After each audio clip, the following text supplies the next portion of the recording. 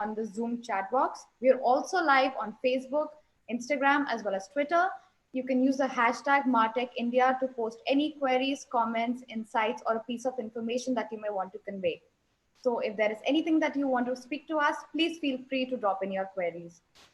We now begin with the first session of the day. We have an expert talk with Sharad Dal, COO Policy Bazaar.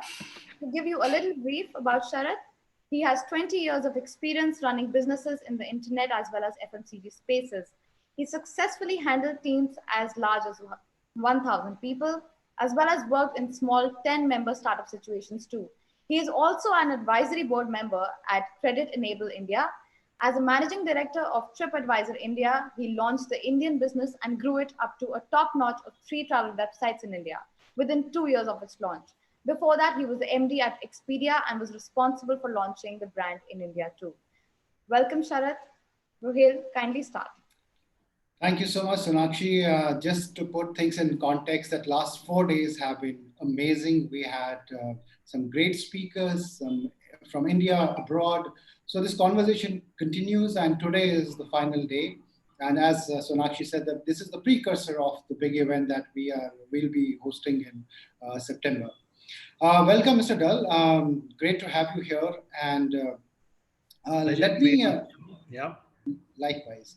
So we see that 90 days especially has been a period of innovation, adjustment, alignment. I want to first understand from you your story of these 90 days to begin with. So I think the pandemic has been a completely unprecedented and tragic kind of situation, which I hope never gets repeated. One of the things that has happened during the course of these last, tumultuous 2-3 months is that in our category, what it has resulted in is that the need and relevance of insurance as a product in a person's life has come to the fore for many, many people. True. It started out with a lot of people querying and searching for life insurance. Right. But over the last couple of months, it's been more about the health insurance space, as people are fearing the rising medical costs associated with the illness. Right. So from a business perspective, it has been we've had a good time in this period. We've grown at about 70 to 80% in what is typically a very, very lean period for insurance as a category. Right. And actually, interestingly, insurance was a product that was typically bought at the end of the financial year. Yeah, as a tax investment. Yeah, and I think this is the first time that it has gained in terms of people's consciousness as a product that's actually there to secure your family's future by paying a small sum of money. And I think a lot of people are realizing that insurance is actually a beautiful thing. Right. So we've seen that the demand has come from not only the metros and the larger cities, but also from tier 2 and tier 3 cities, whose contribution has actually gone up to almost about 15% now, from earlier being 5 to 7%. So it's been a fairly, there's been a lot of surge in terms of the demand that has come in. Right. People have, obviously it's anxious times, and hence we have seen that this has gone up. As far as, what we've done to try and make it as seamless as possible is that we have worked hard with our partners, the insurance companies, to actually enable people to do telemedicals and video medicals rather than have to go out for a physical medical to a medical center. And that's something that has also helped in terms of, ensuring that people were able to buy insurance during this period of time. And that's made the whole experience much more seamless. And the digital channel, obviously, at this time has been the one that has been most unaffected. So that's also the reason why there's been a surge in terms of online buying of insurance as a category, which on an overall basis is a very underpenetrated category in the country. Right. Yeah, absolutely. I think that perception shift, that it is a tax saving to something which is essential. I think that has taken place, definitely. And at the same time, I think this surge has posed other challenges. One is that the back end part of the tech part of it, especially the marketing side of it. Were you prepared to kind of adjust quickly to the growing demand? Did you have to go through certain new features? What has been the Martech journey side of it, of these 90 days, the surge that you said? Right. So I think one is that, as a company, we had a lot of people who were insurance advisors helping people buy insurance over the phone.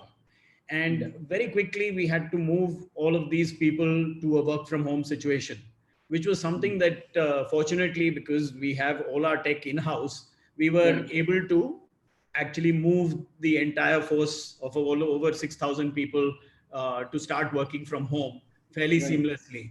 And that was a great first mover advantage in that sense for us, because we didn't have any teething issues in this regard.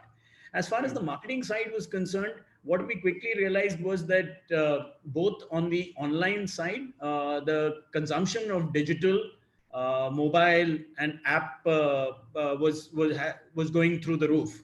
And similarly, as far as TV was concerned, day viewing was going up as more and more people were sitting at home. And so one of the things that we had to do was to quickly reorganize the way we spent our money, focusing primarily on TV, and which typically we would advertise in only the peak hours, in the evening slots. But we moved our media spends across, day paths, so as to reach a wider audience. And also another thing we realized was, from an audience point of view, that genres like news, really went up as people were seeking more and more information about what was going on with regard to COVID. And so we had to move our money there. And so as a brand, one had to be agile about it. And on the digital side, it was really about, expanding our reach through a lot of programmatic buying, which we did, implemented fairly effectively and quickly. So, Sharad, what are the changes that you have seen in the consumer behavior lately? Has there been like a little difference? Have you seen some extra traction in the last few months? Yeah. So it's very interesting. I think consumer behavior, so insurance as a category has typically been a category where the consumer behavior is one of procrastination. So when you talk to somebody, everybody realizes that, yes, it makes sense to buy insurance. But at the same time, it's something that the gratification is, so far out. And typically the person who takes out the insurance never gets the gratification. That's the way the product really is. And so it often results in people pushing out this decision. But what has happened during this period is that, because there has been heightened levels of anxiety around, what's going on, people have gone out and actively, searched out for insurance as a category. So what we've seen is that the talk times that we had with people has gone up tremendously. The amount of time they spent on the website has increased. We are able to get through to customers far more easily than we were able to earlier. And all of that has resulted in increased conversion for us on the website as well. The other thing that we've seen is that a lot of younger customers have also taken out insurance. And that's something that possibly we are seeing people in their first jobs shifting from making an investment decision to taking an insurance decision in terms of their financial planning for their futures. So that's the other thing that we've seen. And like I was saying earlier, that typically it was, okay, I can save some tax at the end of the year by buying an insurance policy. That's what I'll do. Now it's April, May, June were typically the complete off season as far as insurance was concerned. But for the first time, we've seen people buy insurance in April, May, June. And that's primarily because they're finally buying it for the right reasons, which is really about protection from death, disease, and disability, which is really what this product is all about.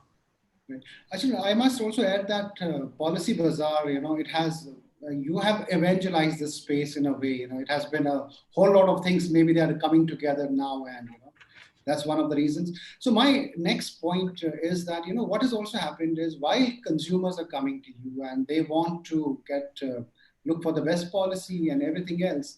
However, selling is for marketeers, especially selling in this sensitive time is also an issue. Yeah. Is it different from what it used to be? How are you using this tonality, emotional tonality in your tech part of it, the tech facing side, the marketing tech side, to make it more kind of, acceptable? Right. So I think, as a brand, one of the things that we've always focused on is trying to expand the category. So Right. just to give you a bit of, background on the category, insurance is a fairly underpenetrated category in India. And even the people who have insurance are typically very underinsured. So what we've really believed in is that our growth will come from growing the category, and that's what our focus has been, which has been, as in terms of communication, it has been really about heightening the need and the relevance of insurance as a product, and at the same time emphasizing the accessibility of it. Right. So letting people know that it's not as expensive as they possibly think it is, uh, and why they really need it. So as a brand, it's always been about being straightforward, being direct, and at the same time offering a solution. And I think that has held us in very good stead in these uncertain times where people are looking for solutions. I think it's an unfortunate truth that the future is uncertain, uh, Mhm. and I think stating it upfront might seem insensitive, but at the same time, it if people are able to realize that there is a solution for it, which is by taking out an insurance policy. And I think that straightforward and direct approach has resonated extremely well with consumers. And we Right. followed this across the board in both our TV advertising, which is our prime media channel or a media device, Mhm. and also in our digital marketing strategies, where we've looked to be expand our reach across various platforms so that we Mhm. are visible and backing up all our TV advertising as well. Right. Right. So here's another point. 90 days has also given us a certain new insight into how marketing technology works. If you have to build the next level of stack, the marketing technology stack, what would be some of the learnings from here, from these 90 days that could be part of that? Also, the world is opening up gradually, which would also stay relevant in that kind of a world, which is a mix of the two. Yeah. What would be those elements that could become part of that stack, tech, marketing tech stack? Right.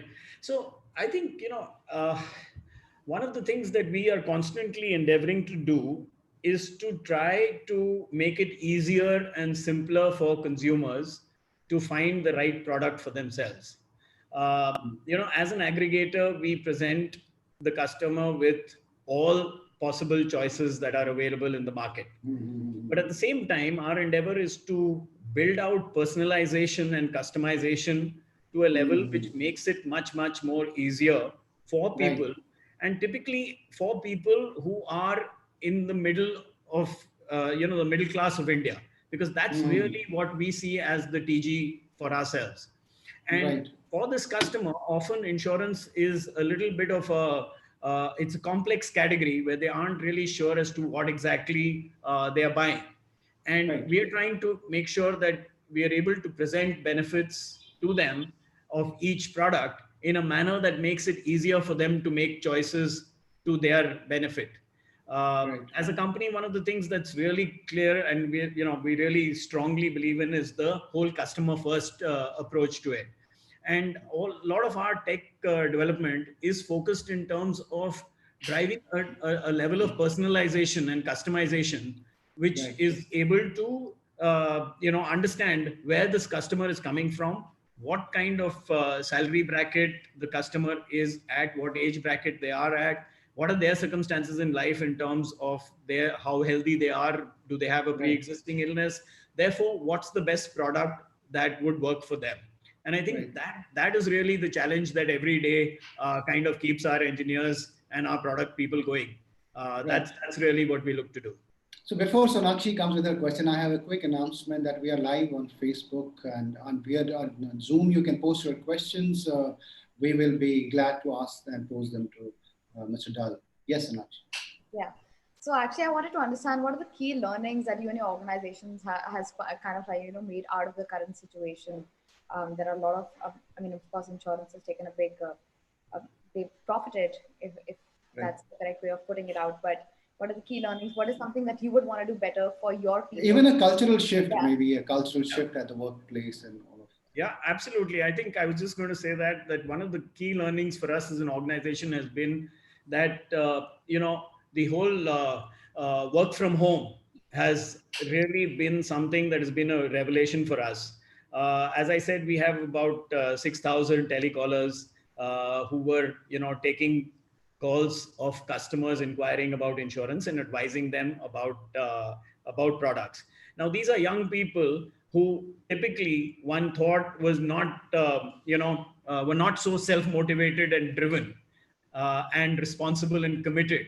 But it has been a tremendous revelation for us in terms of looking at the kind of performance that we've seen and the kind of productivity that we've seen from this workforce.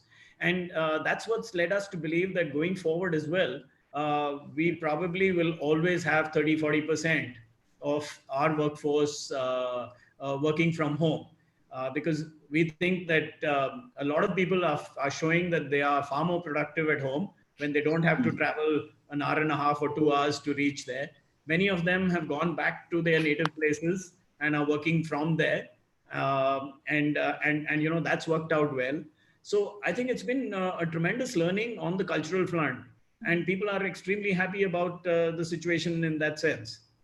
Right. I think the learnings from a brand in terms of on the marketing side, I think have been really about, having your ear to the ground and being agile.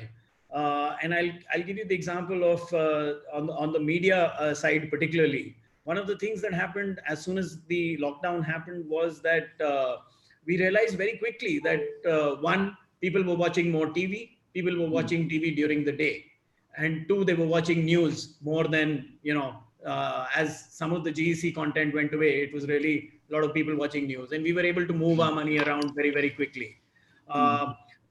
Doordarshan, came back with Ramayan, and we made a buy on that. That turned out to be a tremendous buy for us because we got IPL like audiences at a fraction of the cost. So I think it was really about being agile, having your ear to the ground, understanding what's going on with the consumer and where the consumer really is at, and making quick decisions in terms of changing things. Right. Mr. Dal, what has also happened is that while there is a lot of traffic coming your way, is this a perennial scenario? Of course not. When it settles down and you have a kind of a balanced spread of this traffic, how is your marketing tech gonna adjust to it? I mean, from a high spike to a low spike. I mean, what are the features or readjustments in that kind of a scenario? Have you taken that into account? I'm sure, I mean, that's part of your strategy, but what is that? What would be the features then, now? I mean, how do you future-proofing it? Right. So I think one of the things that, we do very carefully is there are two things that we're really, really very careful about. One is that we measure our marketing spend and the returns from it very, very, closely. And in that sense, we really look at what kind of delivery we get in terms of actual queries that come back from customers. So even TV advertising, we evaluate we correlate it with the kind of leads that we are getting on a daily basis, and evaluate channels in terms of whether they're working for us or not. So what that also enables us to do is to modulate the amount of media that we are putting out and where that media should be, so that we are able to smoothen the peaks and the troughs, and not get into a situation where we get so many queries that we are not able to handle it, because then at the end of the day, you're only wasting your marketing dollars out there. So I think that's something that we are very, very careful about, and we balance TV and digital spends in a manner that we're able to smoothen out these kind of peaks and troughs. Right. Tell me about, this category has been growing, of course, during this pandemic, and you've been advertising, especially news channels and all. If you have to tell me about how the two have behaved differently, the two platforms, the digital and the TV for you, Right. especially in the last 90 days, if you could give us a sense of, how it worked for you and what was the impact. Right. So I think, as far as digital is concerned, there are, we are always on search, because we really do believe that it works really well for us, because we are talking to people who are contextually looking for insurance as a category. And that's something that we then measure back down to leads and conversions and so on, and CPLs and all the numbers that you have. Right. Uh, and what's also worked well for us during this period is on the digital display side, where we've actually expanded our reach by doing a lot of programmatic ads, and being able to expand our reach through digital, which supplements the TV reach that we were already driving.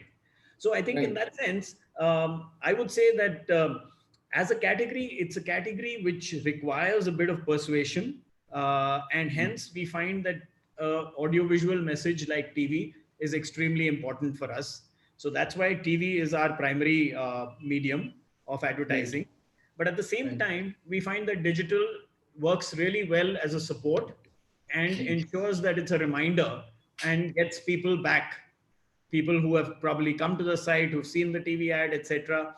Realize that, okay, oh yeah, that was the message, this is a reminder, I'm back on the site. So we tend to use the two fairly closely, work closely on the TV side as well as the digital side. So, Sharad, how do you think Martech is really going to change the game after current scenario? Or let's say in the 6 months. Let's not even keep it to COVID, but let's just say, like, Not just for you, for the Yeah. entire, industry, overall industry, not just your industry, overall. Yeah. So I think this is a period that is kind of like I said, absolutely unprecedented, and hopefully not never repeated. I think that one of the things that clearly is happening is that customers want messages that are far more personalized, and I think it's very, very important for a brand to ensure that they are able to understand where their customers are coming from, and what stage of life their customers are in, and hence what kind of needs they have. That's the only Right. way that they are able to enable the brand to offer suitable solutions.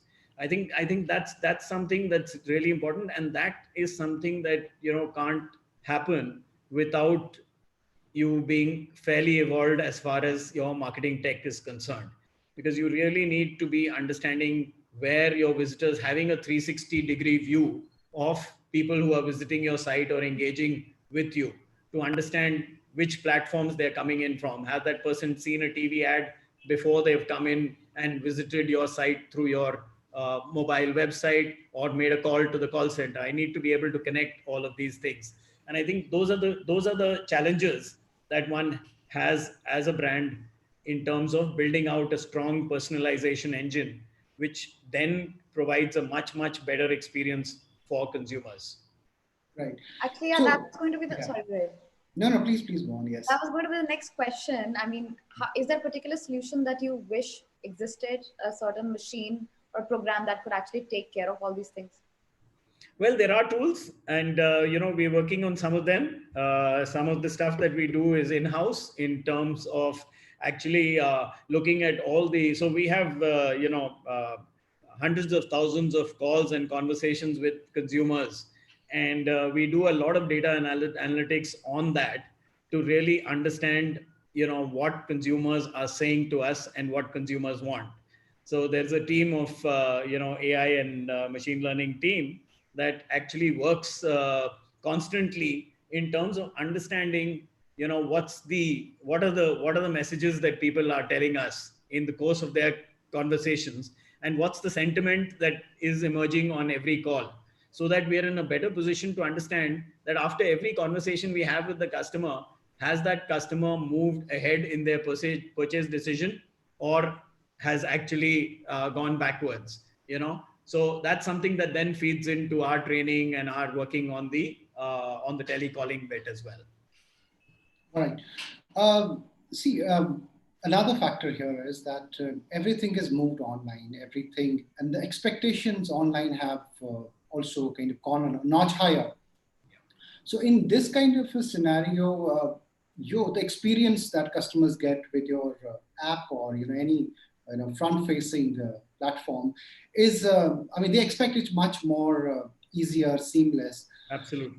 One is, if you can tell me how possible, how much have you made it possible closer to the actual, touch and feel kind of it, though not actual, but very close to it.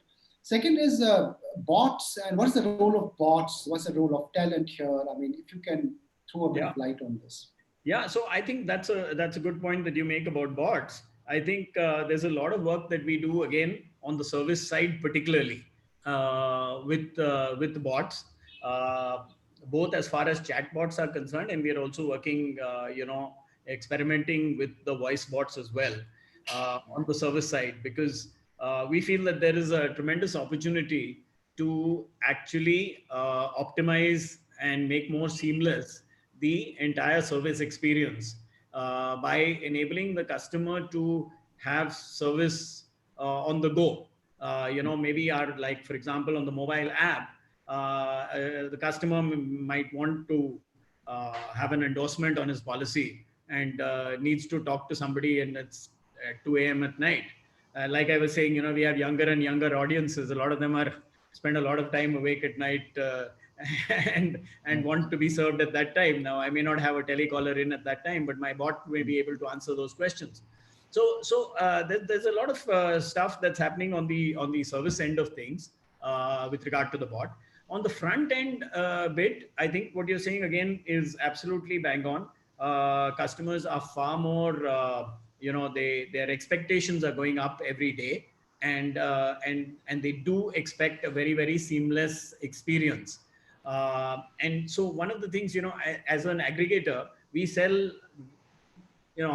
various kinds of insurance, all the way from life insurance to health to, motor and two-wheeler and home insurance and corporate insurance. So there are a whole plethora of products that are there. But one of the things that we endeavor to do, for example, is to say that, okay, if you bought a motor policy with me, for example, and you come and looking for a life insurance policy a month later or 6 months later, I should be able to identify that this is Rohel, and not ask you for the same details that probably you gave me 6 months back, even though it's a completely different line of business and a completely different stream. So things like that, which try to make it far more seamless. So I think, it's a constant endeavor to try to make it more seamless, more personalized, uh, more customized in terms of what offerings to show to you when you come to the website, based on the credentials or the things that you have already told me about yourself. Perfect. So, Sharad, there's something that I would like to ask you. Given the fact that we're talking about CX right now, customer experience, we're talking about millennials mostly who are a part of your company, and the people who are actually purchasing insurances on your platform. So, how is it that you take care of grievances and complaints, for example? What kind of technology are you using to, get to them faster, because their attention span is much shorter and they need solutions ASAP, because then otherwise, people tend to run out and move out. So, what is it that you're doing to retain them and take care of them on the spot? Right. So I think one of the things that has worked really well for us is the whole WhatsApp, the service experience through WhatsApp. Through either the chat. So there's we've got a bot as well as the regular chat, which is there on the WhatsApp. And we find that is something that customers really engage with, and we're able to service their needs better and close out issues much faster, because there's a very quick up and down which happens between the customer and us on a platform like WhatsApp. So that's something that has really worked well. And we've seen that the number of people who are engaging with us on WhatsApp, that percentage share also is increasing day by day.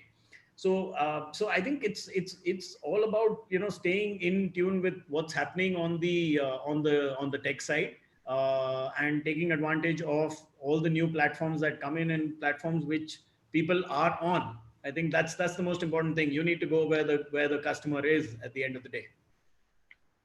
Great. Thank you, Mr. Dal. I mean, it's been a wonderful session. I think we're out of time, Sonakshi, is it?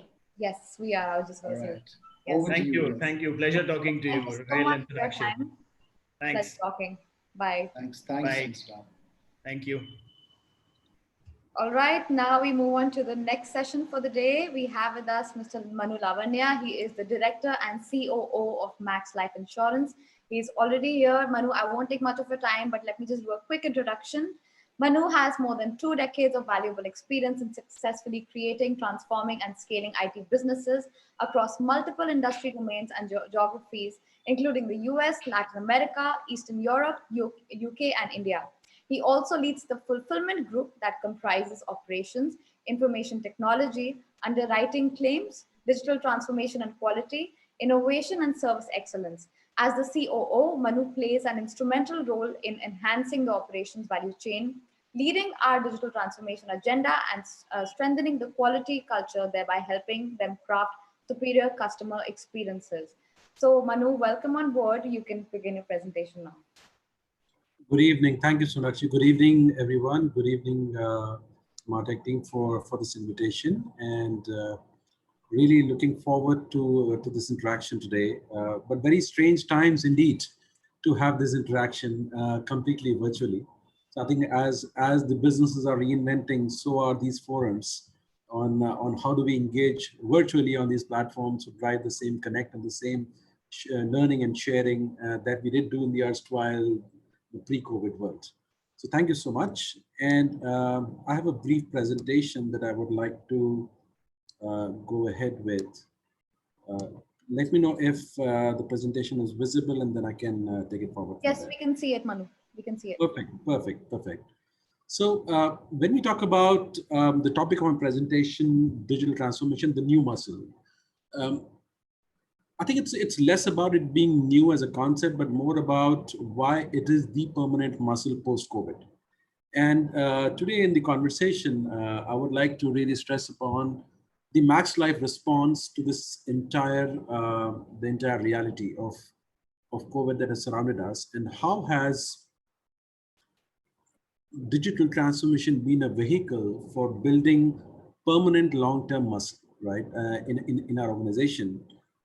If I look at the response curves, and you look at Gartner comes up with this beautiful 3-wave model of how businesses have typically responded to COVID.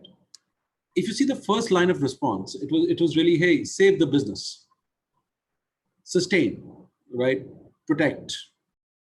It was all about BCP execution. How do we drive work from home? How do we drive the interactions to really go from in-person human touch to digital? And then, hey, brace for the new normal. We don't know what the new normal is going to be. Nobody knows the future, how long, how deep the impact is going to be. Just brace for it, right? And as we settle down in the first quarter, the thinking was then more shifting towards efficiency. Like, hey, you know what? Yes, we figured out how to work from home. We challenged some of very basic assumptions on how to execute business, how to reach our customers. But then we started looking at, hey, how do we become more efficient in the new way of working, right? So hence, what is the new customer persona? How do we hone the way of working in this new world? What is the meaning of distributed governance and leadership when everybody is working from home? If you look at the idea of governance, it has a very different meaning as far as the post-COVID world is concerned. Infrastructure has a very different meaning as far as post-COVID world is concerned. Do we need offices? Do we need people to be getting to a physical facility, or it can be a new normal?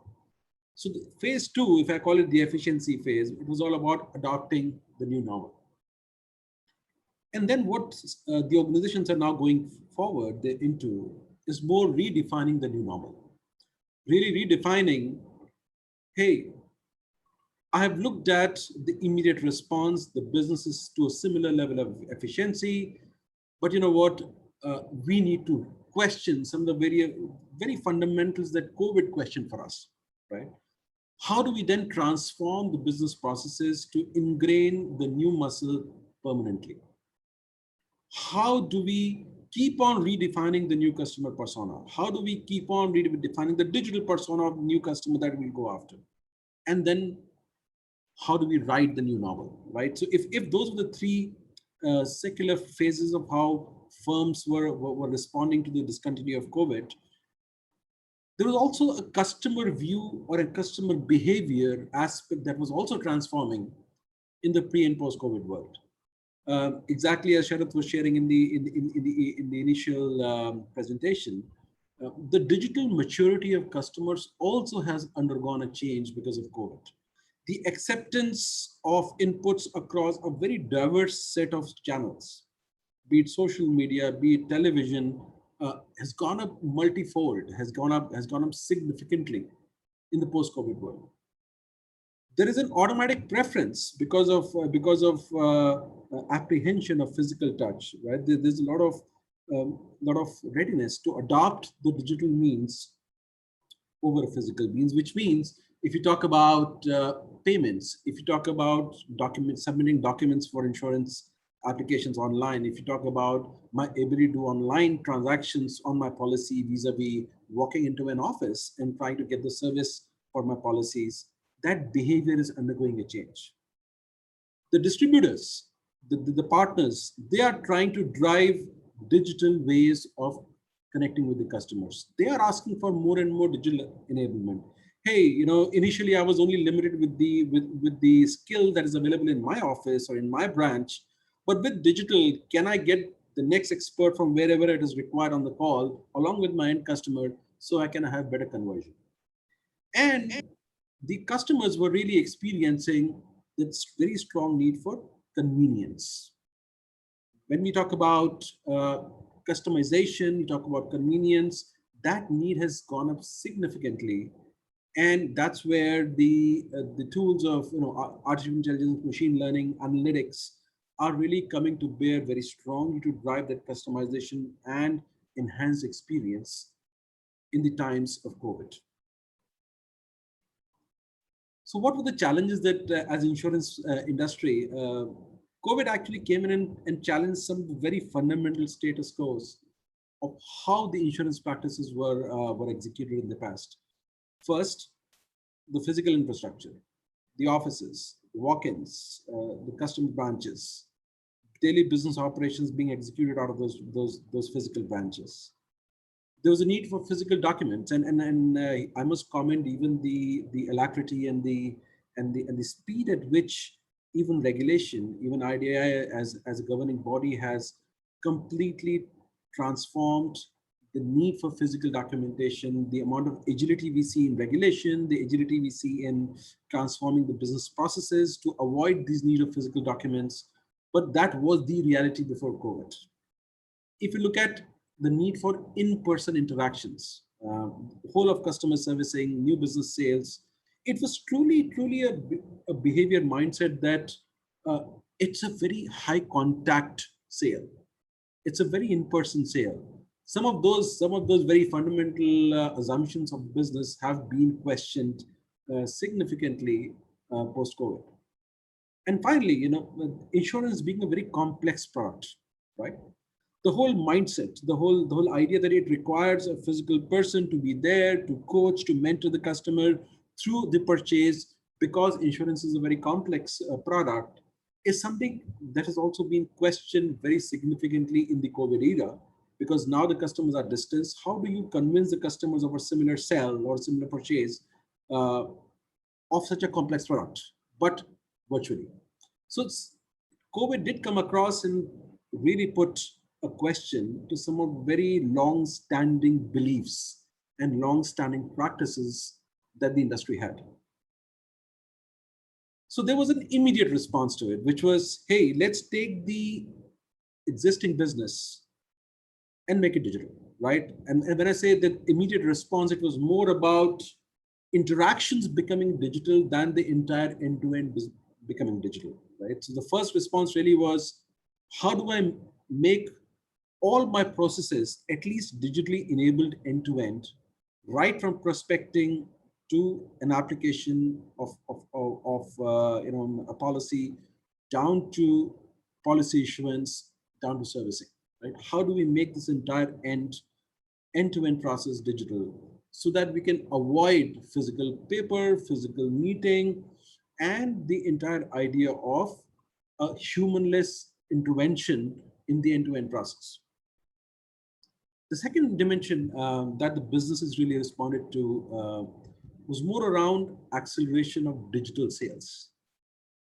And think of digital sales as more digital interactions and digital platforms and digital assets that are brought to bear in converting a prospect.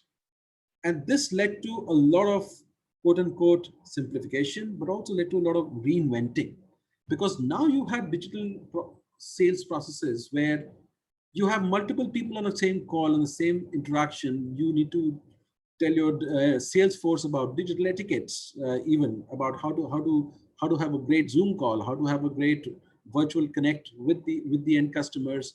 How do you bring about great collaterals? How do you bring about great content uh, as a part of the digital interaction that can help you convert? How do you get enabled through excellence across the organization when it's brought into that one single digital connect with the end customer? uh, that really became a very secular agenda for us. I think within a period of 3 weeks, the Max Life as an organization completely rewired themselves into the digital mode of selling, right? And that also led to a lot of learning and breaking a lot of mental barriers, that how much really a physical interaction or a physical in presence is truly required for conversion. Some of those beliefs got challenged. At the same time, um, as the sales teams grew a lot of more and more traction around digital selling, we saw more and more belief that indeed the amount of tool sets that can be brought to bear, the amount of collaterals that can be brought to bear, the thinking that can be brought to bear in the last mile interaction of a sale can be far superior. So when we are talking about digital sales as a process, we are really talking about it as a permanent muscle. We do expect that in the end, the best practice will somewhere lie as a hybrid in the post-COVID era. But some of this new muscle around digital sales that we have developed is here to stay. The whole idea of process digitization and innovation, right? We talked about, hey, if you can't see the life assured to begin with, you can't meet that person. How do you then drive underwriting? How do you drive that physical due diligence that used to happen with a life assured, right?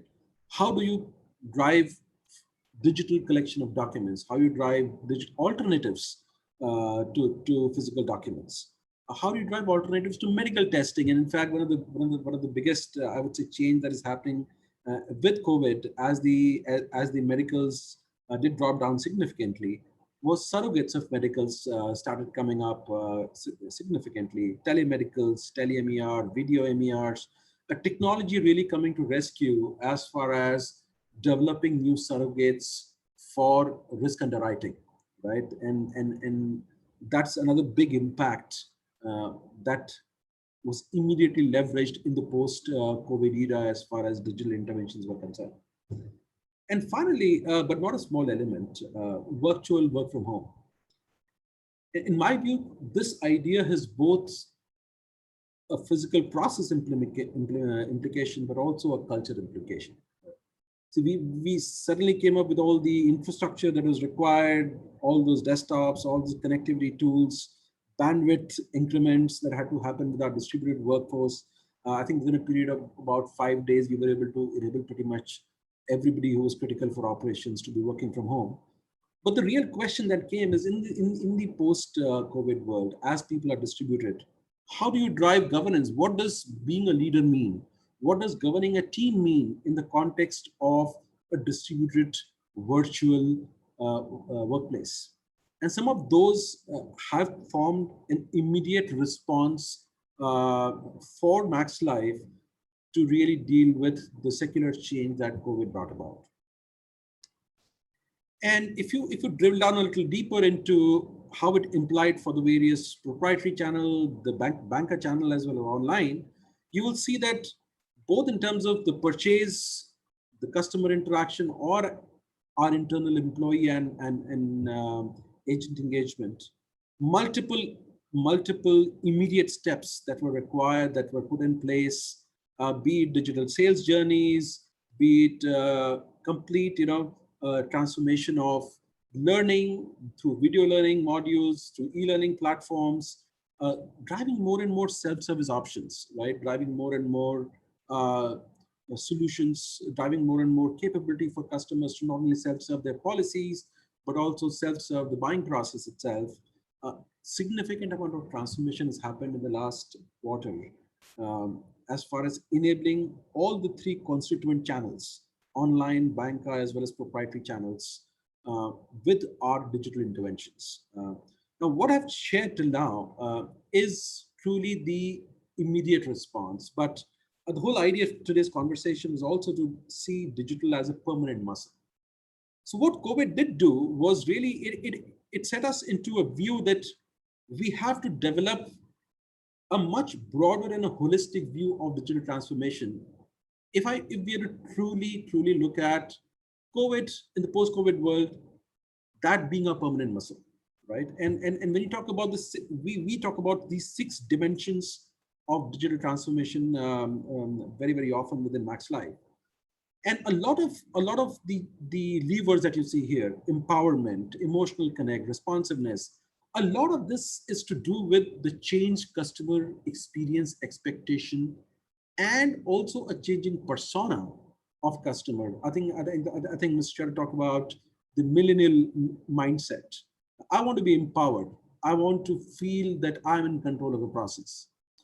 I want to feel emotionally connected once I go through a buying process, even if it is completely online. There is a huge propensity for instant gratification. I want it now. I want to give a feedback to you right away when I consume the service. I can't wait for my policy documents to come to me in 3 weeks. Sorry, it's not done. I want it now. I want my policy to get to me no more than an hour from when I put the last click for submitting my documents, right?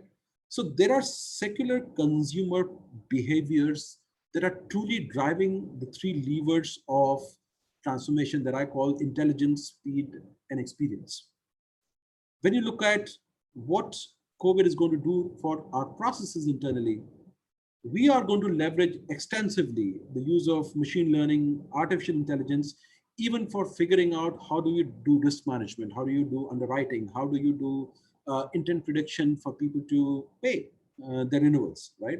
So there is a lot of behavior change that is happening as far as need for personalization and pervasive and ubiquitous experience need that is coming from a consumer personas to drive the intelligence quotient of our processes. So what does that framework mean on how Max Life is trying to build that permanent new muscle? When you look at intelligence, truly when you look at the segment of one, right? First, how do I really discover new segments of customers, of digital native customers who can be better targeted, for example, using my online channels? How do I drive better surrogates of financial or medical data for what I call as distant underwriting, right? Where we don't need to meet the life assured. It's a question of applying analytics, machine learning, even from a video, getting to know what is the expected life expectancy of a person, whether a person is a smoker. There are amazing tool sets available today, leveraging AI, that can do a lot of surrogates as far as underwriting is concerned. What are the next best actions that can be recommended through machine learning when we try to do cross sells, especially during renewals in these days, right? How do we drive that sort of an intelligence into our self-service models, into our renewals teams, so they can actually drive an uplift through a cross-sell while these renewals are being made in these days. Frictionless journeys. I talked about the whole need for an amazing customer experience that is emanating from the post-COVID experience. How do we really leverage digitization, OCRs, to the extent where the onboarding journey of my customers becomes completely seamless, right? How do I do a straight through underwriting? We have actually started an initiative called Insta6 on figuring out what portion of our policies can actually be issued in 6 minutes without any human intervention, end to end. That is a type of play technology, and especially digital transformation overall, can play in completely rewiring, completely rewriting the issuance process. As we discussed in the previous presentation, scaling WhatsApp document chase for faster document collections. How do you use hyper interactive platforms like WhatsApp for doing self-servicing, enterprise servicing, digital delivery of policy documents, automation, right? If you look at the whole document flow in terms of risk analytics for underwriting, if you look at the whole customer service calling, right?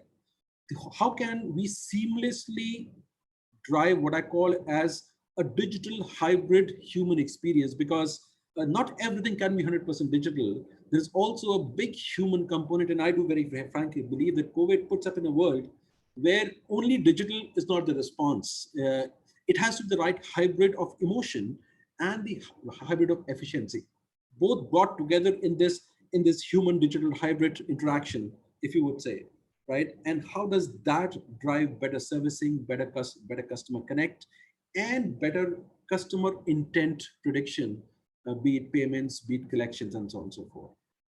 And finally, all that needs a very much a digital core around how we do look at our systems internally, cloud first, mobile first, digitally empowering our employees and our agents, training, the whole data strategy.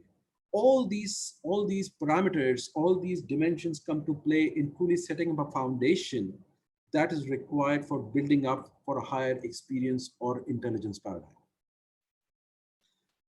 And hence, what strategic choices that Max Life is driving today, has taken today? One, fluid architecture.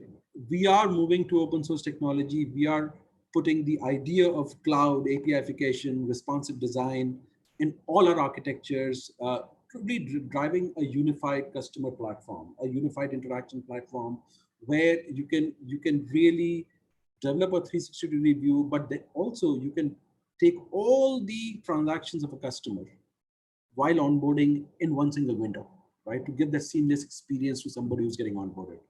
A very, very clear strategy on build versus buy.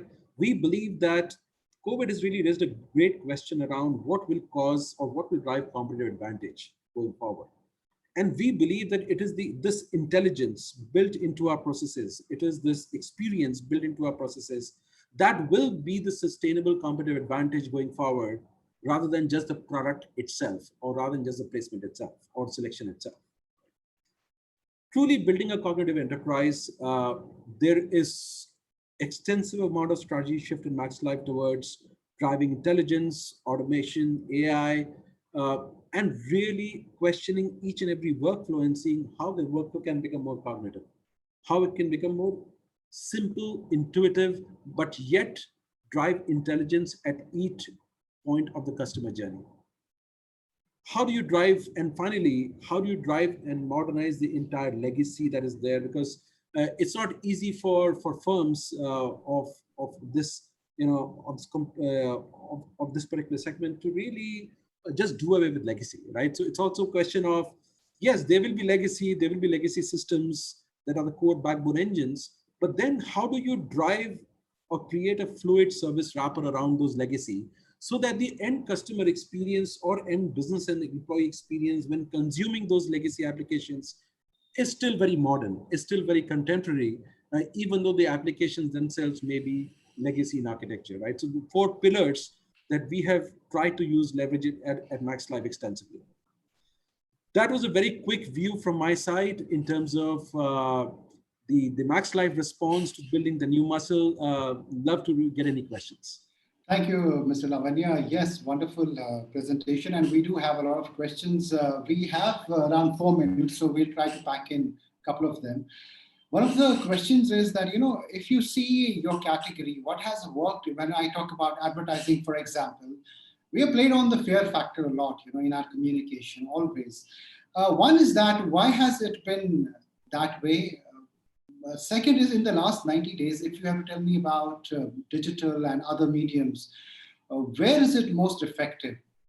What is the way it is working? Which way is it going? Great questions, Rohel. And let me respond to the first one. See, if I will not say fear factor as such, because if I see the strategy of Max Life in terms of our disposition towards protection as a strategy, right? That disposition was there almost even 2 years ago, right? Very, very early, because of severe underpenetration of protection in our country, right? We almost felt a sense of obligation Right. to educate, to bring about better education in our customer base. There is a need for us to be protected, right?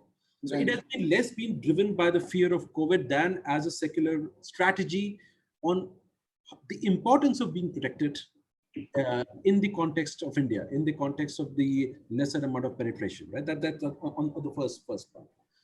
On the second question around the last quarter, if I look around and say digital, which segments have taken really well? See, definitely my online business for sure is seeing a much significant higher traction as compared, comparatively in the pre-COVID, as compared to the pre-COVID. Right? Significant amount of traction. There's a significant amount of traction in the protection term business itself.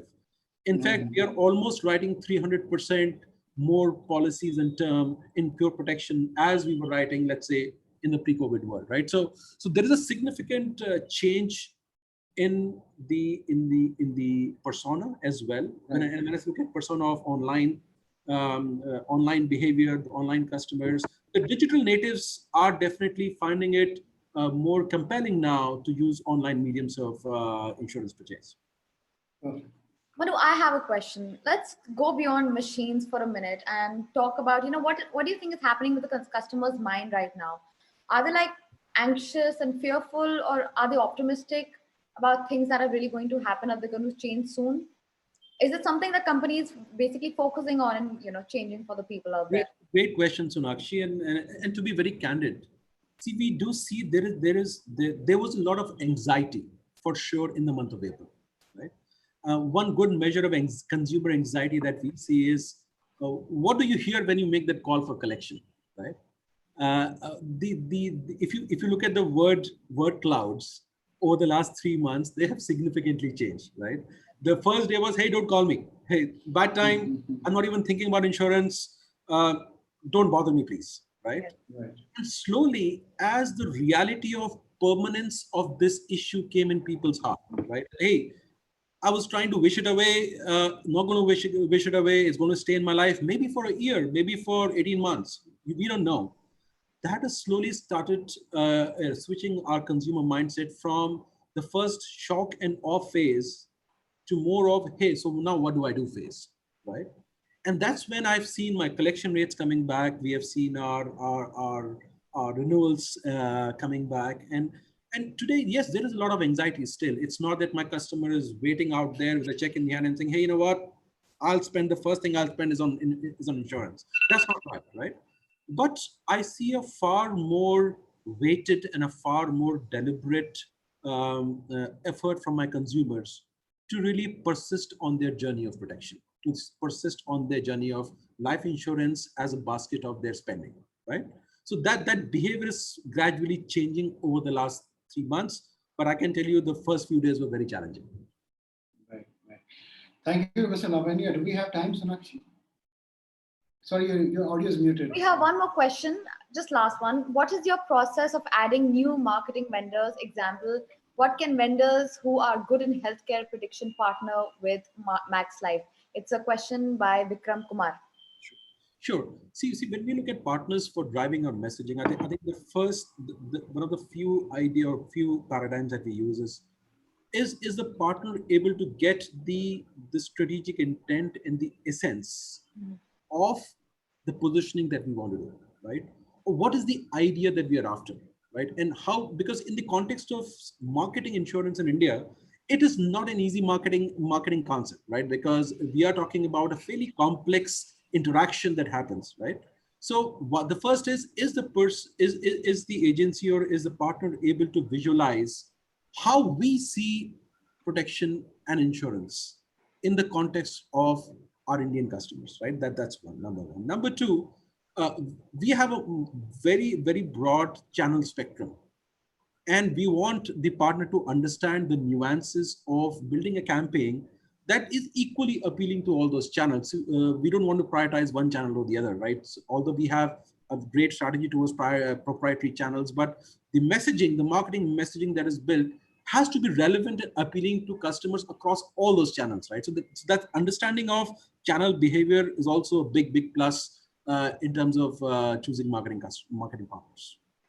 Thank you, Mr. Lavanya. I think we're out of time. It has been a wonderful presentation and a lot of learnings for everyone who had joined in. Thank you again for your time. Thank you. Thank you so much. Thank you, Manu. Thank you.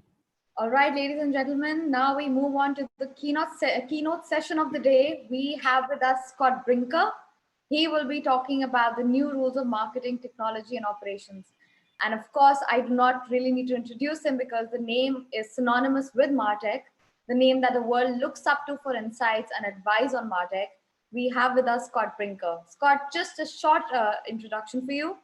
He requires no introduction really, but I'll really do that briefly. He's the editor of Chief Martech Marketing Technologies blog, author of best-selling book, Hacking Marketing, the conference chair for the Martech conference in the US, the HubSpot VP platform ecosystem, and most importantly, the brains behind the annual marketing technology landscape Supergraphic, a monumental visualization of the global Martech vendors.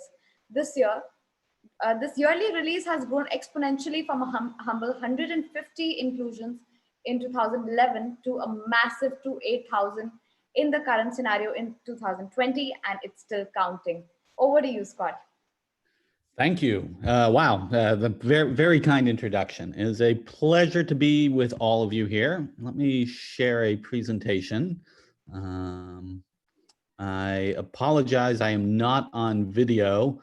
I'm technical difficulty there on my end, but I promise we'll make the slides themselves quite exciting. All right, should be good. The new rules of marketing, technology, and operations. So I won't rehash the introduction.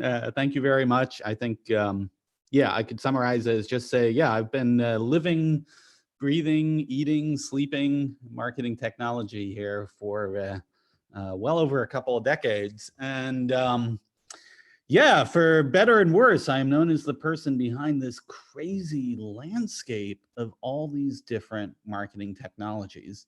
And so maybe this is a good place to start because, you know, there's been so much change and transformation in marketing over the, oops, hang on here, let me just make sure. Yeah, there's been so much change in marketing over the past 10 years in particular, but it's actually somewhat hard to quantify the change, right? We know we've been living through this incredible amount of disruption, but yeah, how do you actually quantify that? And I think that's one of the interesting things about the Martech landscape. While it only represents a sliver of the change that we have gone through, to have seen this progression from, yeah, a couple hundred tools, you know, 10 years ago to now over 8,000, it really does give you a sense of just the magnitude of how much digital technology has exploded within the marketing domain.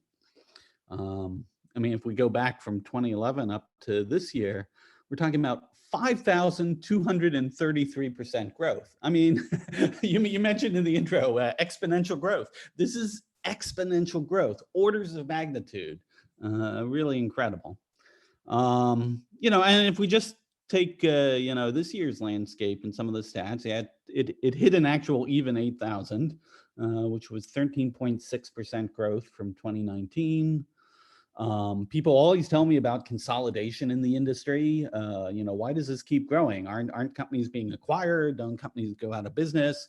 And the answer is, of course they get acquired. Of course they go out of business. We had like 615 companies that were removed from the previous year's landscape and this one.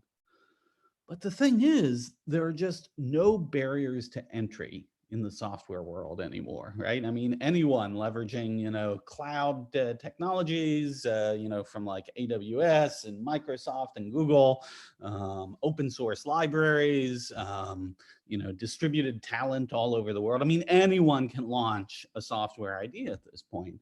And so you keep seeing this incredible churning forward of new technology and new innovation. Just to give you a sense, I mean, another question I often get asked is like, okay, well, which category is growing? And the truth is they're all growing. There hasn't been one where there hasn't been innovative growth, year over year. Some grow more than others. For instance, there's just a tremendous amount of entrepreneurial energy and creativity being applied to the challenges of data. If we drill into like the fastest growing category within each one of those, like in data, all the challenges around governance and compliance and privacy, there's a tremendous amount of innovation happening there as well too. Like social and relationships, we know that conversational marketing and chat and voice and all these new modes of interacting with our customers, our audience, has just been growing at a tremendous rate. So I want to pull back from that a bit though, because while the technology landscape is fascinating and we could spend easily 45 minutes and barely scratch the surface of all the technologies that are out there, I want to shift a little bit more into the transformation that's happening within the marketing department itself. And it certainly starts with this technology, right? When senior marketers first started being presented with this idea of a marketing stack, the reaction was really like, okay, we're in marketing. We don't need to think about a stack of software. And then when the conversation kept coming up and people kept showing my crazy graphic, it would provoke anger. In fact, even today, it provokes anger in some people of like, would you just stop showing us that? It freaks us out. Okay, so fair enough. Then there's the bargaining stage where, certainly, some vendors will try and help support this mode of thinking of like, oh, okay, yes, it's a crazy landscape out there. But if I just buy everything from one vendor, I'll be all set. Of course, then that stage tends not to last long because, there's just too much happening in the world at this point. There's too much innovation in marketing. No one vendor can do it all, and so people then have to go back to thinking about this heterogeneous landscape. It's, if you feel frustrated or depressed sometimes, adapting to that, it's a very natural feeling. This is a lot of change. But the good news is, I've seen this again and again, companies get through to the other side. Marketing teams get to this stage of acceptance where they realize actually, hey, this is the state of marketing today. And as you start to get, embrace it, it turns out it's actually pretty cool. This is a wonderful time to be a marketer.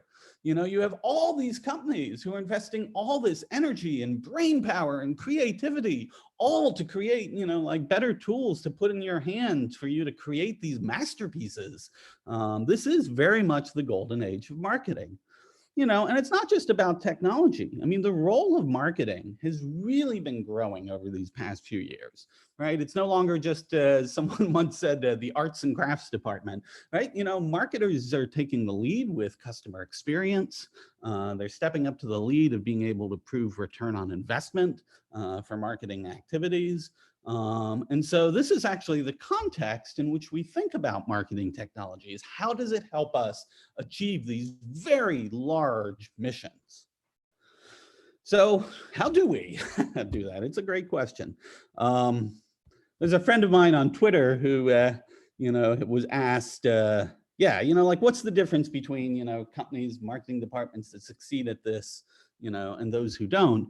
And his really short response was, oh, well, it really just comes down to two things, focus and plumbing. you know, plumbing kind of being the operations and technology side of this.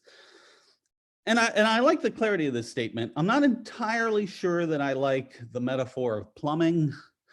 It sort of implies maybe what we're delivering through marketing isn't necessarily what we would like to, you know, aspire to deliver through marketing. So I'd like to give you a different framework. I would like to share with you the new rules of marketing technology and operations. How does a marketing company succeed in this environment? And it really comes down, I think, to 5 simple rules. If you're leading marketing ops, marketing technology, first you want to do is centralize everything you can, right? Data, systems. Based on that centralization, you then want to be able to automate everything you can. They don't call it marketing automation for no reason, right? Tremendous amount of automation innovation happening. Now things get tricky, because you also want to be able to decentralize everything you can and start to push things out to the edge of the organization and empower a much wider set of participants.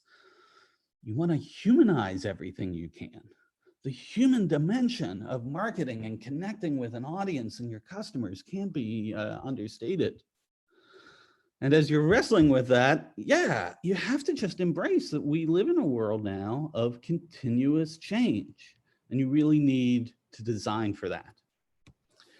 Now, I know if you're thinking of those 5 and maybe scratching your head, you're not alone. Augie Ray, who is one of the most distinguished analysts at Gartner, when I had shared this framework, he said, you just put automate everything you can and humanize everything you can 2 places from each other. I can't decide if that's funny or sad. So thank you, Augie. To which I responded, the test of a first-rate intelligence is the ability to hold 2 opposed ideas in mind at the same time and still retain the ability to function. So let's talk about holding some of these ideas, opposing ideas in mind at the same time. Are they really opposing? So centralized versus decentralized, right? We think more of one is less of the other. That's a very natural assumption. But it turns out, particularly with marketing technology, there's a whole bunch of examples where we are doing both simultaneously. I'll give you some concrete examples. Let's start with the oldest marketing technology on the planet, content management systems, right? Everyone has to have a website. That's where this all began. When you think about CMS, or as they're more fancily called these days, digital experience platforms, you know, it's a big centralization capability, right? You centralize this content repository, you have brand approved templates, you know, the workflow is controlled, you know, according to whatever rules and processes, you know, the central marketing organization needs. But at the same time, putting that structure and guardrails in place also tends to empower a tremendous number of other people throughout the marketing organization to be able to contribute content in blogs or to leverage landing pages and campaigns, to be able to run A/B tests on their very, you know, localized, you know, campaigns and programs. And so a great CMS is both helping you with centralization and helping you with decentralization. And we see this pattern throughout a lot of marketing technology. Customer data platforms, right? One of the hot topics these days, right? It's about centralizing customer data, being able to align it among a common customer identity.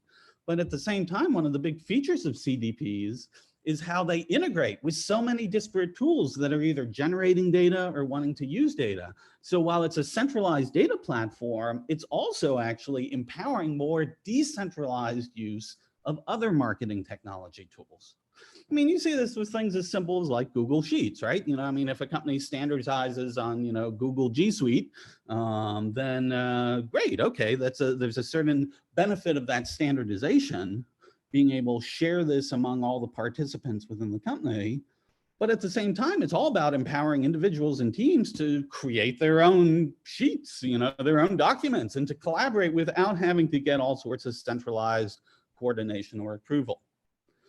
There's even a really fascinating category of things called APaaS, Application Platform as a Service, low code, no code tools. We'll talk about that a little bit later, but it's the same pattern, a centralized platform that's empowering a lot of individuals to be able to do more things on their own. All right, so let's look at this other, so you're with me, right? Like centralization, decentralization, you can actually do both at the same time, and that's kind of cool. So what about automation and bringing the human dimension to marketing? Can we do these at the same time too?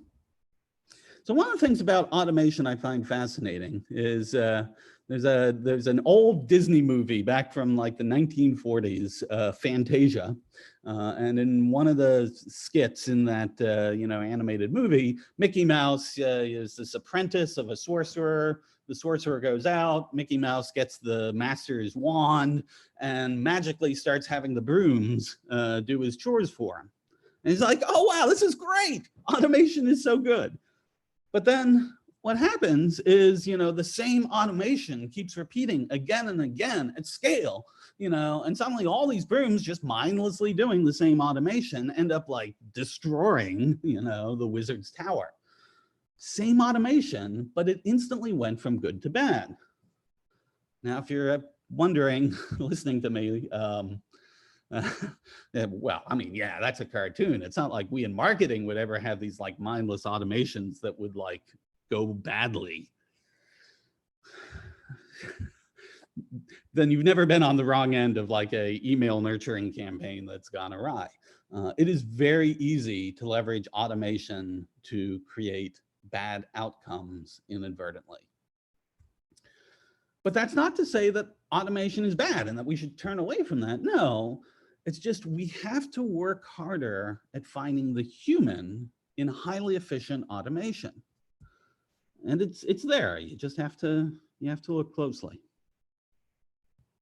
So I want to give you one example. This is my daughter, Jordan, from a couple years ago, actually. We took her to her first concert, a Taylor Swift concert. So don't hold it against me. I mean, you want to talk about influencer marketing. I mean, I assure you, like, 10-year-old girls, highly powerful influence marketers. So we purchased tickets like months in advance, had to like mortgage the house to, purchase tickets to this concert. It's crazy. Anyways, so I got a note when I first purchased them, an email like, okay, you're set, concert's in a few months. So the day of the concert, I go to the email, I click through the link to get the tickets, and something goes wrong. It says, no, your tickets aren't available here. So I then try and call them up on the phone. I end up in some voicemail system, voice, response system. It's funny, I actually go through all that process and then they ask me for my credit card that I use to purchase the tickets in an automated fashion. Unfortunately, the credit card I'd used to purchase the tickets was one of the credit cards that had been like, leaked in some data breach. So the bank had destroyed that credit card months ago and given me a new one. So I no longer had the original credit card number for this. So I'm trying to like get through this voice, response system, and it won't accept any number I give it. I try and ask for an operator. It tells me to just please enter the number, please enter the number. So I give up on that. I go to the website. Luckily there's a chatbot on the website. I'm like, okay, great. Maybe, I know chatbots. This is what I do for a living. So, I go into the chatbot and I'm like number 60 in the queue. Meanwhile, my daughter's like, so Dad, when are we going to be leaving for the concert here? Like, any minute now. So after like waiting a really long time, finally I get through to someone on the chat bot. They're like, no, we can't help you. You need to use, call this other phone number. I call this other phone number, I could actually go on to this story for another 10 minutes. I went through every single technological touch point, their website, their mobile app, their chatbot, their voice system. And none of these things were connected together. None of them were able to help me. I mean, I ultimately got in because I ended up like pleading with someone in person at the box office, but to me, this was a perfect example of all this incredible marketing technology that somehow the way it got put together did not have mechanisms for the humanity to escape this automation loop. And so I was thinking about this like framework between when we think about automating things, are we automating things to make them efficient for the customer, or are we automating them to make them efficient for the company? And these are two very different things, right? So if we have things that aren't efficient for the customer or the company, the technical term for that is crappy. And there's a lot of crappy experiences in business. We know this. Obviously, what we want to be is in the upper right, right? We want an experience that's delightful for the customer and efficient for the company. That would be fantastic. In some cases, I would argue there are things that can be delightful and efficient for the customer that might not actually be efficient for the company. But there are cases when we want to do that anyway, because those are those magic moments where you can build brand loyalty. You can help someone in an exception and really, yeah, win a customer for life. The one that is scary, and we see this exploding all over business these days, is this implementation of technology that creates efficiencies for the company without actually improving the experience for the customer. In fact, actually, right, given my Taylor Swift concert example, actually makes it much less efficient for the customer to be able to get things done. And it's so easy in implementing technology to fall into this trap because, you know, I mean, the metrics we measure the most are these internal efficiency metrics.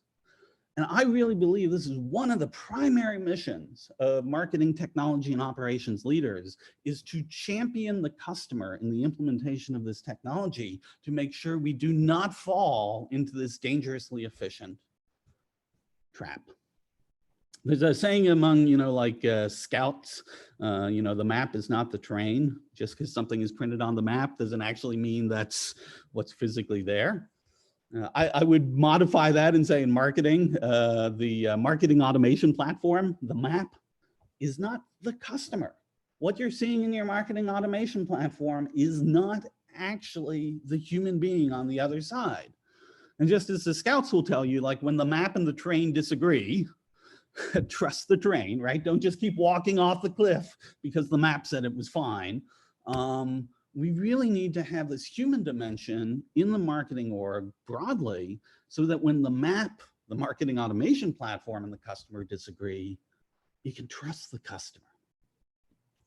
I'll give you one quick example. So one of the telecommunications companies here in the US, T-Mobile, actually did a campaign about a year or so ago where, you're gonna love this, the promise they were making was there would be a phone number and you as a customer could call this phone number and, all right, hang on, a human being would answer the phone, not a voice response system, a human being, and they promised that human being would not transfer you to some other place. So that human being would stay with you to actually do whatever needed to be taken to resolve the problem. I mean, when you think about it, right? I mean, this is not exactly like state-of-the-art, you know, technology, but in a way it is, right? Because it's not like those operators weren't leveraging marketing technology. I assure you, they were leveraging state-of-the-art customer relationship management technology on their side, but they were presenting it through a human interface and they were really speaking to what they knew the pain point was for the customer. That is how you balance this automation technology and the human side of things. So we have about 20 minutes or so. What I'd like to do is dig a little bit deeper into this. I'd like to share with you a framework I've worked on with some people for what does this actually mean for a marketing operations, marketing technology leader. You know, so we'll take these two axes of centralize and decentralize, automate and humanize, and we'll put them up against each other. You know, centralized is about scale, decentralized is about agility, automation is how we harness technology, humanize is, you know, how we work with people. And if you look at the four quadrants that we get from this 2x2, I would say, right, the upper left is really about efficiency. The upper right is about innovation. The lower left is about brand. And the lower right is about authenticity on that brand. And so we'll walk through a bunch of very specific examples of what people are doing in each of those categories. Let's start with the upper left, because when we think about marketing, technology, and operations, this is probably the quadrant that we most naturally think of, right? Okay, well, you're centralizing these systems, you're leveraging automation. And indeed, there's a lot of great work to be done here, right? This is where we standardize on common tools. This is sometimes called rationalizing your marketing stack. So all the tools you need, none of the tools you don't. One of the things I do every year is run a kind of a contest called the Stackies, where I invite marketers to send in a slide that illustrates how they think of their marketing tech stack, the different tools they use and the way they work together.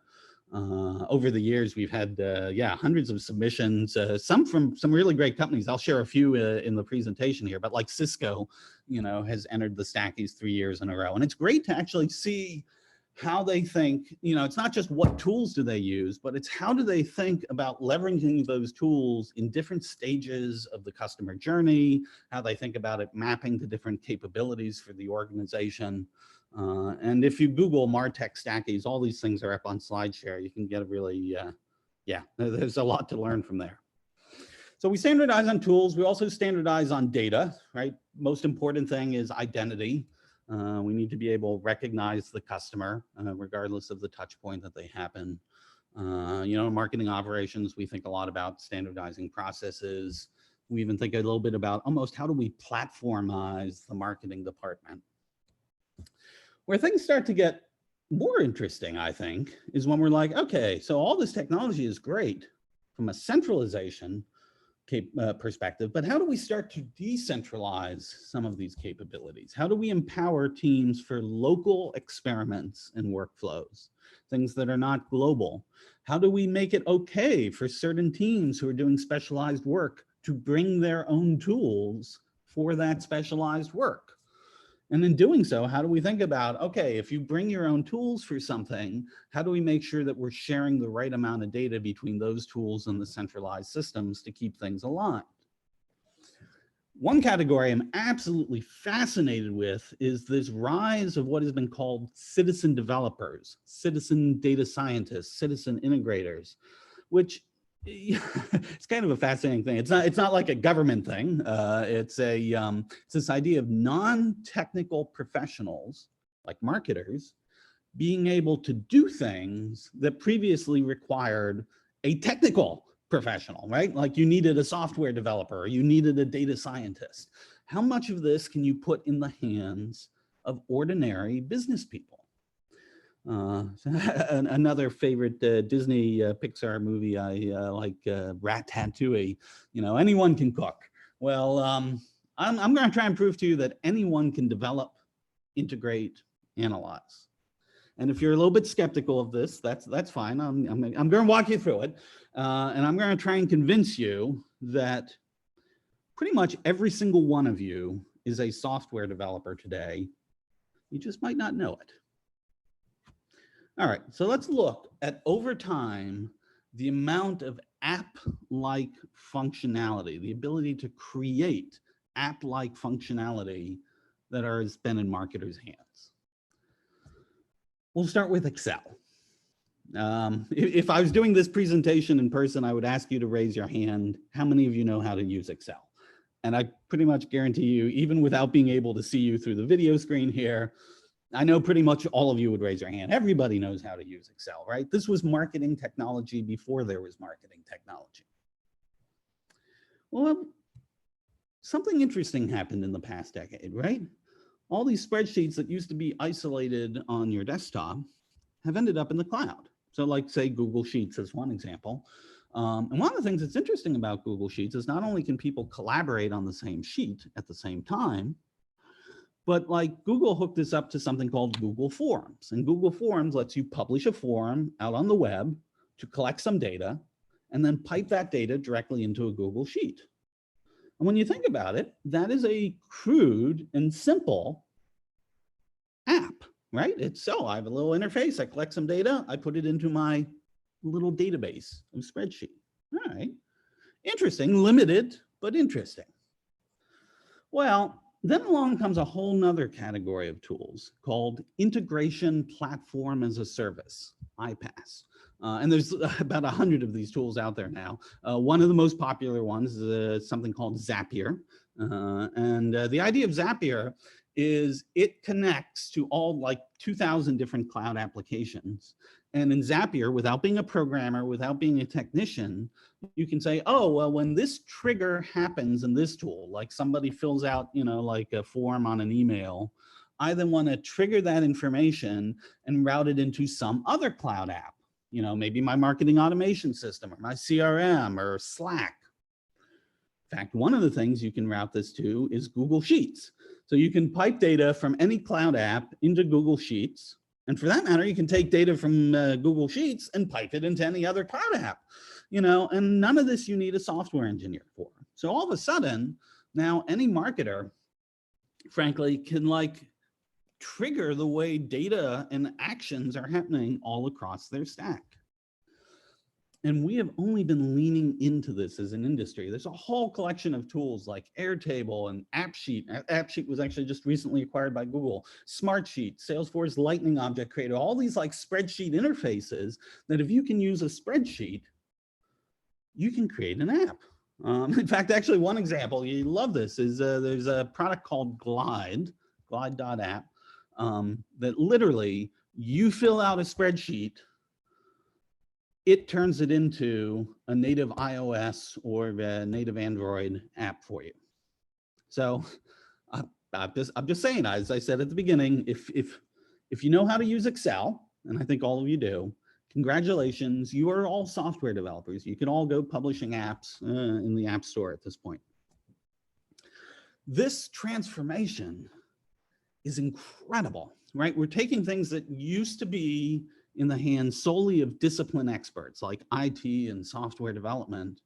We've slowly extended that capability to domain experts like marketing technology, marketing operations leaders. But now we're getting into the realm where power users, and eventually almost any business user, can harness this. And so this has been this transformation specifically in the marketing department, of control moving from just the IT department to increasingly a blend of IT and marketing. And again, giving more and more individual marketers this capability. And this is kind of where you get, in my view of the citizen developer movement, this is where that overlays in the marketing world. And so I spent 10 years talking about the transition of power from IT to marketing operations. And that was a big transformation. I'm telling you, we are now starting a second transition from things that went marketing technologist specialists to increasingly anyone in marketing being able to leverage much more of this capability. And this is going to be huge. All right, let me back up to this framework here. Let's talk about the human side of things. So on the decentralization side, this really isn't about technology. It's about empowerment. It's about giving individuals the ability to do the right thing. When we talk about marketing empowerment, I think it's also important to recognize this isn't just like the marketing department, because anything that touches the customer, in sales or customer service or the product and service we're offering, right, that impacts marketing with a lowercase m. It's the perception people have of us, in our market. And so empowering people on the front line of not just marketing, but sales and customer service to have these levers for empathy and intuition, and to be able to, as we said earlier, like when the marketing automation system and the customer disagree, trust the customer. And for marketing operations and marketing technology leaders, I think one of the things you can do is lean into getting out from, behind your stack and going to visit customers, really understand the way they engage with you anthropologically in their natural environment, because that will help you think about how you support that with your technology implementations. And there is some technology that's coming out in this area that's very exciting, this ability to, leverage machine learning to help detect customer experience anomalies, throughout digital journeys. Some cool stuff there. But again, I really think what this comes down to is empowering humans. And so then when we start to think about centralizing the human dimension to this, we realize, okay, how do we empower humans at scale? Well, one of them is marketing enablement. Now, you all know sales enablement, right? Anyone in marketing has, right, been in the business of creating content and materials to help salespeople sell, right? Sales enablement. Marketing enablement is about creating content and training and materials to help people throughout the organization be able to leverage this marketing technology stack. I mean, this is a challenge. We did a survey about a year or so ago where, you know, 2/3 of the companies we talked to said they didn't believe they had the skills or talent to make the most use of marketing technology. 2/3. And if I'm being honest, I think the other third was just a little bit delusional, right? I mean, there's a lot out here. There's a lot to learn. Anyone who thinks they've mastered this, yeah, come and teach the rest of us. So companies are leaning into this. You know, one example is Airbnb. So one of the things Airbnb did was they built this incredible data decision-making infrastructure. You know, so they pull in all this data, they have all these tools to be able to analyze the data, and they really empowered everyone in the organization to leverage those tools to make data-driven decisions. Well, then they realized actually, because, you know, I mean, as they were growing, they were hiring all these people, they realized actually most of the people they were hiring didn't know how to make good data-driven decisions. You know, and it wasn't just about how to use the tool, it was how to think about what you wanted the tool to do for you. And so they created a data university inside Airbnb to teach everyone as they came in, how do you do really great data-driven decision-making? This is marketing enablement. And Airbnb actually shared a bunch of the stories of this on Medium. So yeah, if you Google them, you can learn a lot about how they approach that. So it's not just about marketing enablement. It's, again, we're talking about empowering people, which comes down to, listen, you can't just tell people they can do whatever they want, right? You need some sort of guardrails, you need some sort of governance, but it's this idea about enlightened governance is, you know, how do you give people as much empowerment, you know, while still keeping the coherence to the organization? And this gets you into things like your customer code and your culture code, you know, like the foundations of how the principles by which you live and operate your business internally and externally. And the reason I put them here is because this is part of what marketing operations and marketing technology leadership needs to concern itself with. Understanding the customer code and the culture code, contributing to it, and then finding ways to make sure that our marketing operations infrastructure is supporting those values. All right, so the last piece of this, actually, we kind of glossed over this earlier, is, you know, right at the center of this 2x2 was this infinite loop of change. You know, I said earlier, I mean, this is, I mean, we all know this, right? We're all experiencing just, I mean, this year in 2020, more than ever, we're like, okay, yeah, wow, yeah, change comes at you and it comes at you fast. You know, we'd wrestled with this for a while. You know, there's always been this gap that's been growing between the speed by which technology changes, which is arguably exponentially, like Moore's law, and the rate by which organizations change and people change, which, you know, is not exponentially, right? You know, change is hard. And so, you know, I mean, the big management challenge we're all struggling with is how do you balance these two? And the truth is there's really only two things you can do. You can be very deliberate about which changes you embrace, because you can't embrace them all. There's just too many. So you have to be really strategic about which ones are most relevant to your business, your customers. And then, well, you can't change at the rate of technology. You can change faster than your competitors. And this is this whole idea of becoming a more agile organization. You know, you don't have to outrun the bear. You just have to outrun, you know, like the person next to you, leave them to the bear. And so this is one of the most important missions of marketing operations and technology leadership, is designing the marketing operations infrastructure and organization for change. There's a survey a couple years ago, I loved it. It was actually by an IT group, that they asked what the average duration was for a technical initiative between a business request to deployment. Right? You ask for something, how long does it take before you know, IT gets it to you? And a third, more than a third, said, okay, well, it's more than a year or even more than 2 years. You know, and this probably doesn't come as a surprise to you because, right, I mean, this is, we've had decades of, yeah, this was just how technology change happened. You know, put in the request, it takes a really long time to implement. But we kind of have come to this realization more and more that, right, like in today's world, like when COVID hit, And businesses were having to like adapt to COVID. It was just not an option to say like, yeah, well, we'll figure out how we get to that next year. It's like, no, you actually need to change now, or, you know, we're just out of business. I particularly love the 3% who said they don't know. I somehow picture this person in an organization who's like, yeah, I made that request for the change to the website. Oh man, that was years ago. And then I retired, you know, I now spend time with my grandchildren. I wonder if they'll ever get to that someday. Right? We can't operate in that mode in today's world. We need the ability to change much faster. And so with marketing operations leadership, you really want to start looking at ways that you can enable that sort of rapid change. And it's using things like this framework from Gartner for pace layering, to not treating all the technology in your marketing stack the same way, you know, but being able to distinguish between like foundational systems of record that shouldn't change very frequently, while at the same time being able to have a set of technology where you actually embrace these, you know, rapid pilot projects as systems of innovation. And I promised I'd show you at least one more of a stacky slide. This was one that Microsoft sent in a couple years ago.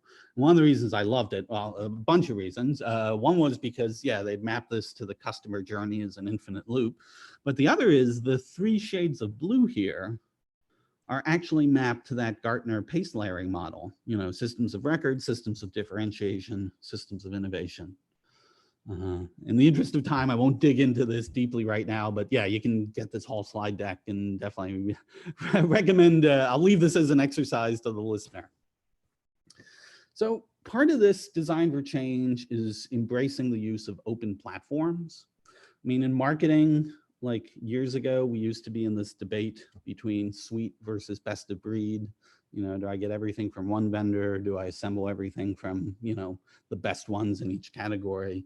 And this was kind of a really painful choice, because the truth is you really wanted both. And the good news is this is where the industry seems to be headed.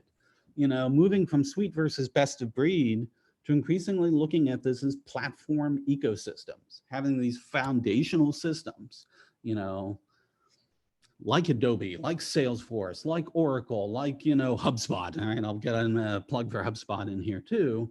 And then being able to extend capabilities around that. Because, you know, when people look at my crazy Martech map and they say, oh, you know, marketing really needs to consolidate its technology, the truth is it actually is consolidating. It's not really clear from the Martech landscape, but when you dig into the data, it's actually a long tail. You know, out of all those 8,000 companies, there's a relatively small number that are major primary platforms. Then you start getting down into a few hundred category leaders, and then you increasingly get into this realm of thousands of specialist apps and components in the long tail. And where things get really, really interesting is as those major platforms at the head open up and make it easier for the specialist apps to plug in, you're able to give customers the best of both worlds. It is suite and best of breed. You know, when we think about things integrating, I just want to say, I mean, there is a lot of opportunity for integrations to get better between these tools, right? It's not just about data, which we can think of as like the nouns, you know, oh yeah, we want to sync up the data between these systems.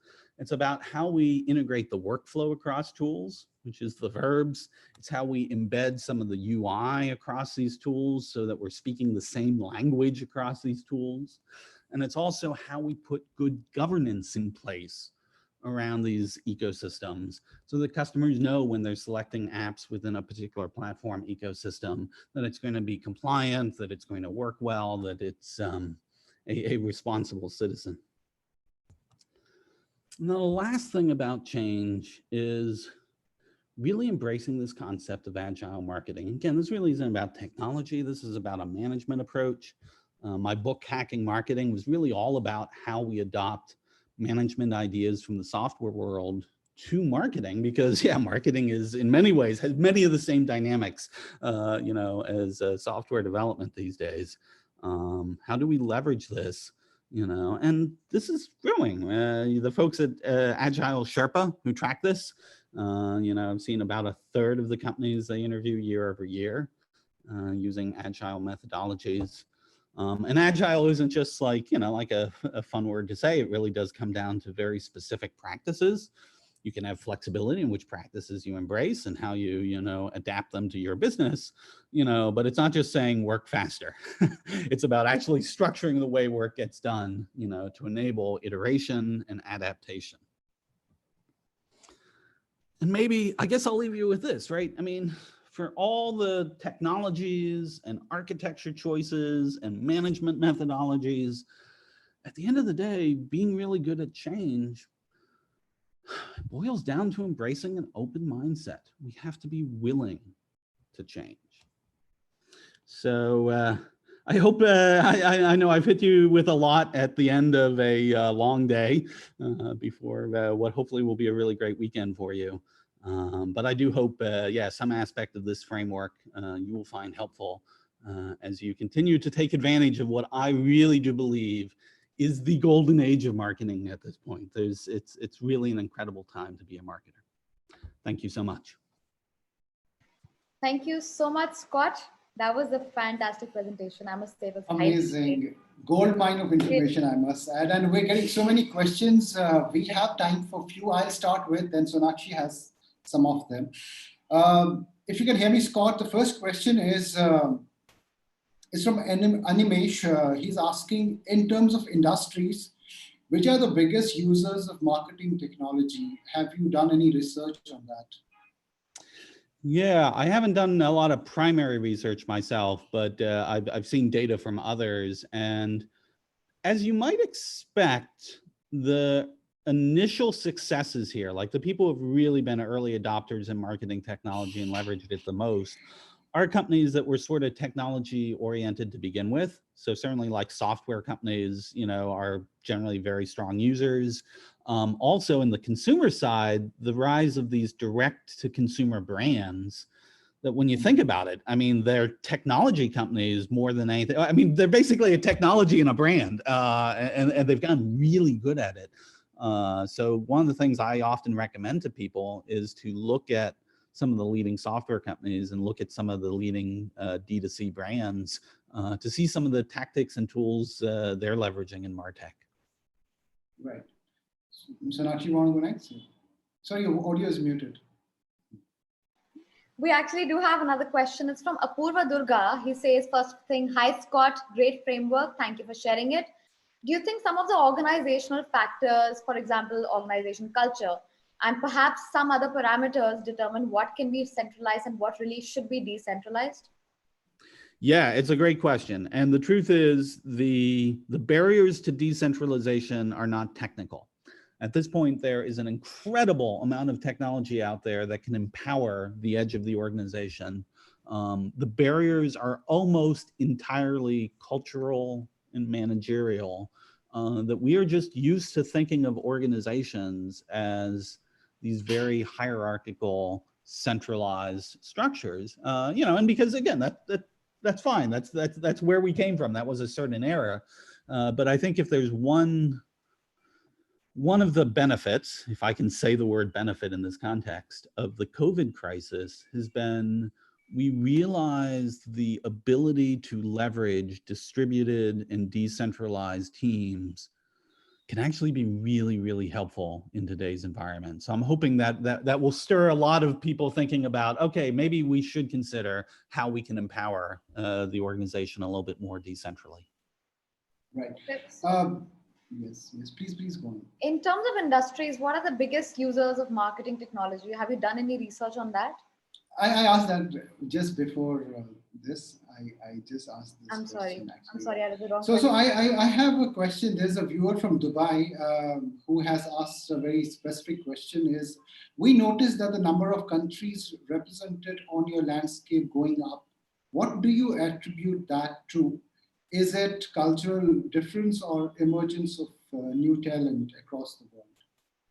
Yeah, it's a great question. And I should disclaim, one of the reasons the number of technologies keep going up on my landscape is because new companies are being created. But it also keeps going up because, frankly, we keep discovering more. Being based in the US, particularly the way a lot of search engines work, where they tend to, highly localize search results. It's actually been pretty hard for me to discover all the different technologies in different countries around the world. And so I'm always very grateful when other people in these countries and these regions reach out to me and they're like, oh my goodness, Scott, you missed all these companies. Here, let me share with you all these, companies are doing this. So I think it is a lot larger. As to why those companies exist, that's a really interesting question. And I think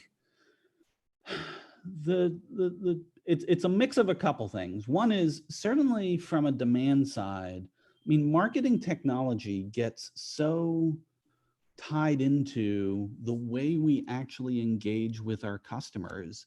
And there are so many things about how we engage with customers that are specific to our industry, they're specific to regions, there are cultural differences, that I do think there's very legitimate reasons to have specialist applications in different countries.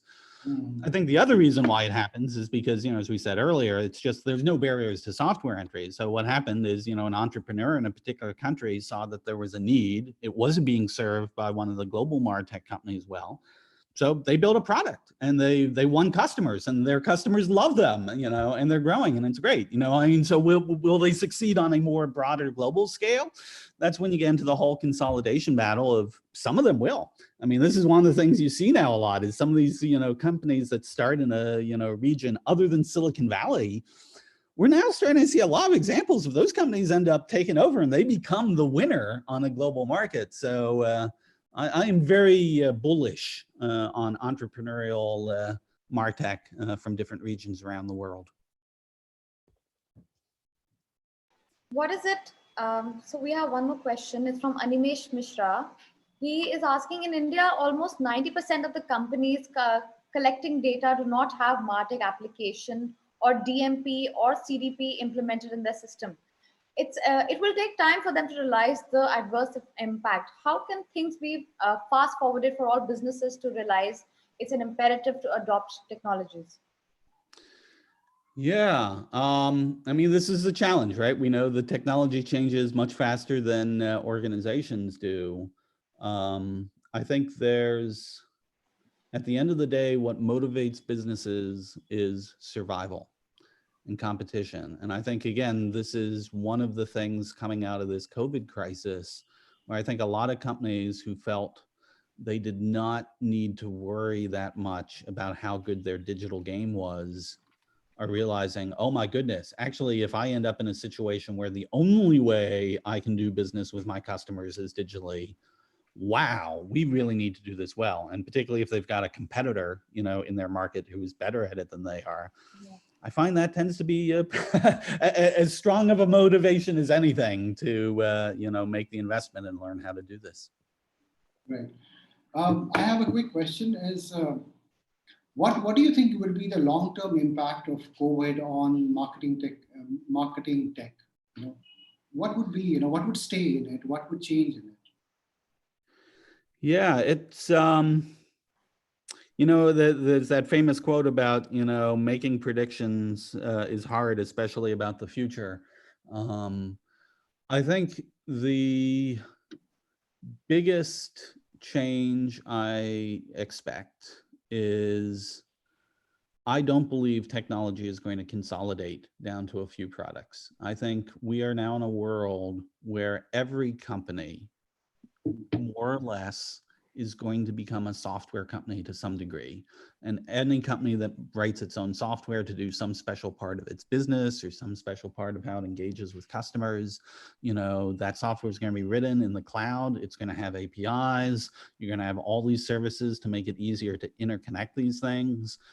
At some point, I think the MarTech landscape goes away because at some point it's almost like it becomes futile. It's like, okay, well, I mean, if you really, yes, there's the major companies, the Adobes, the Salesforces, the HubSpots, the whoever, but there's literally going to be tens of thousands, hundreds of thousands of these highly specialized marketing apps. And exactly how quickly that happens and, what are the emerging technologies that accelerate it?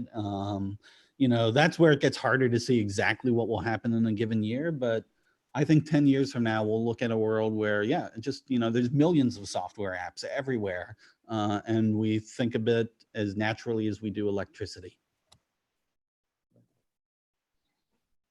Sonakshi, yes. So we have a question from Kashyap Kampela. Squat, nice presentation. How do you see the impact of COVID on the Martech landscape? Do you see a reduction on the number of vendors? Do you see any new categories emerging? Yes, it's a really fascinating question because there are basically things about COVID that are going to harm the MarTech landscape, right? I mean, business uncertainty, translates to, for companies that are VC backed, funding uncertainty. MarTech companies are not immune from the headwinds of the COVID crisis. On the other hand, if you look at the global stock markets for SaaS companies, they've actually been doing great, throughout this crisis. And I think one of the reasons why is people, as we were talking about earlier, right? It's almost like this COVID crisis has become a catalyst that makes us realize how important it is to start to get really serious about implementing digital business. And in that way, I think actually, yeah, it's a great time for a lot of marketing technologies to step up and to be able to say, we can help. We can get you to be a much better digital organization than you were before. So what the balance is between the negative and the positive, I don't know, but if I was a betting man, I think actually over the next 2 years, I think we'll